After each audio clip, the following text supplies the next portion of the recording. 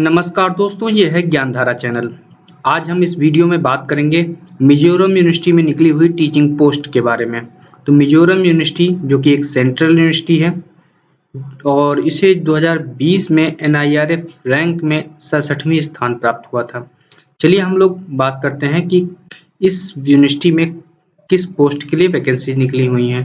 तो आपको बताते चलें, असिस्टेंट प्रोफेसर, एसोसिएट प्रोफेसर और प्रोफेसर के लिए वैकेंसीज यहाँ पे निकली हुई हैं। आइए हम लोग देखते हैं कि कहाँ से हमको देखना है। तो यहाँ पे जाना है, आप मिजोरम यूनिवर्सिटी टाइप करेंगे गूगल पे, मिजोरम यूनिवर्सिटी आ गया। ठीक है, ये आइजोल में स्थित है। यहाँ पे जाएंगे, जैसे ही जाएंगे उसके बाद यहाँ पे आप एम्प्लॉयमेंट न्यूज़ नोटिस पे जाएंगे। एम्प्लॉयमेंट नोटिस में जाके यहाँ पे देखिए, advertisement for the post of assistant professor, associate professor and professor. Form भरने की जो लास्ट डेट है वो है 18 अगस्त। ठीक है, आइए देखते हैं पूरा डिटेल में इसके बारे में। तो यहाँ पर देखिए, इसका कैरियरडम दिया हुआ है, एम्प्लॉयमेंट नोटिस दी हुई है। अब इसको पूरा देखते हैं किस सब्जेक्ट में कितनी वैकेंसीज हैं और कितनी असिस्टेंट की हैं, कितनी एसोसिएट की हैं। तो आप इसको ऑफिशियल वेबसाइट पे जाके पूरा डाउनलोड कर सकते हैं। तो आइए सबसे पहले देखते हैं कि कितनी वैकेंसी। जैसे आप यहाँ पे देखिए, डिटेल्स ऑफ वैकेंट पोस्ट्स।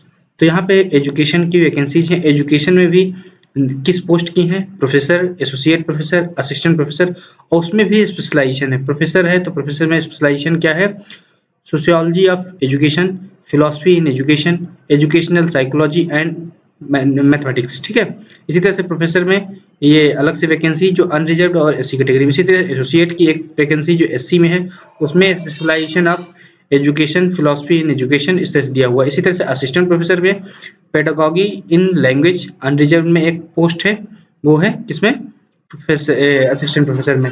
इसी तरह से assistant professor core and specialised areas में ये दिया हुआ है। इसमें मिजोरम लैंग्वेज का नॉलेज और कल्चर होना जरूरी है। इसी तरह से इंग्लिश में अनरिजर्व्ड की एक पोस्ट है प्रोफेसर की, मिजो हो गया, फिर जॉलजी हो गया, पेट्रोलियम एक्सप्लोरेशन हो गया, बायोडाइवर्सिटी रिसर्च सेंटर हो गया, centre for disaster management, history and ethnography.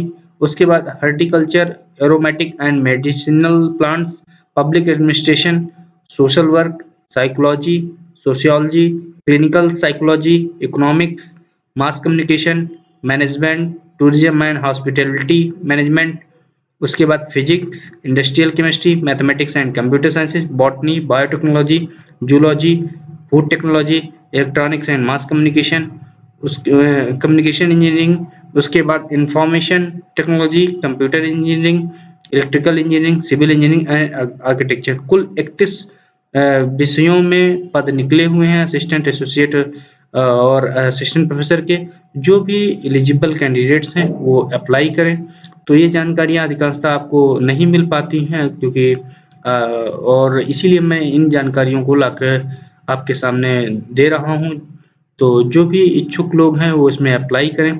अब देखिए कि इन सभी का जो क्वालिफिकेशन है, क्राइटेरिया है, मिनिमम क्वालिफिकेशन है टीचिंग पोस्ट के लिए, सभी का जो है यूनिवर्सिटी जो रेगुलेशन गाइडलाइन है 2018 का, उसके अनुसार है।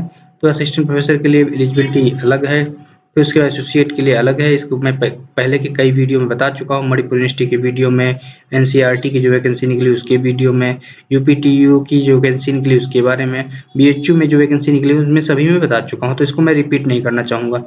अब यहाँ पे क्या है कि जो असिस्टेंट प्रोफेसर की वैकेंसी होनी है, तो उसमें जो है डायरेक्ट रिक्रूटमेंट है, जानते ही हैं कि भाई इंटरव्यू के बेस पे होना है। तो इंटरव्यू बेस पे जब होगा तो उसका कैसे क्राइटेरिया डिसाइड किया जाएगा कि उसको कैसे शॉर्टलिस्ट करना। तो यहाँ पे शॉर्टलिस्टिंग के लिए जो स्कोर जोड़ा जाएगा वो एसोसिएट और असिस्टेंट प्रोफेसर के लिए यहाँ पे दिया होगा। रिसर्च पब्लिकेशन में, पीयर रिव्यूड में कितने नंबर होंगे, मार्क्स होंगे, बुक्स होगा, उसके बाद डिजाइन होगा, मूक प्रोग्राम होगा, किस तरह से आप डिजाइन, ई कंटेंट है तो कितना मार्क्स मिलेगा, रिसर्च गाइडेंस है, पीएचडी, एमफिल, डिसर्टेशन तो कितना मिलेगा, रिसर्च प्रोजेक्ट है, रिसर्च पेटेंट है, कुछ भी अगर है इस तरह का तो उसके लिए, और उसके बाद पेपर्स इम्पैक्ट फैक्टर में है तो कितना मिलेगा, ये सब पूरा डिटेल दिया हुआ। आप इसको जाके पूरा डाउनलोड करके और अच्छे से देख सकते हैं। ये फॉर्मेट है, इसको आपको भर के भेजना है, ये पूरा डिटेल देख लीजिए। ठीक है, इसी तरह से असिस्टेंट प्रोफेसर में जो स्क्रीनिंग होनी है वो किस बेस पे है, ग्रेजुएशन के मार्क्स के बेस पे, पोस्ट ग्रेजुएशन में कितना वेटेज दिया गया है, पीएचडी एमफिल में क्या है, नेट स्लेट क्या है, टीचिंग और रिसर्च एक्सपीरियंस क्या है, ये सब दिया हुआ। ठीक है, तो आप इसको ध्यान से देख लीजिएगा। अगर आपको ये जानकारी अच्छी लगी तो कृपया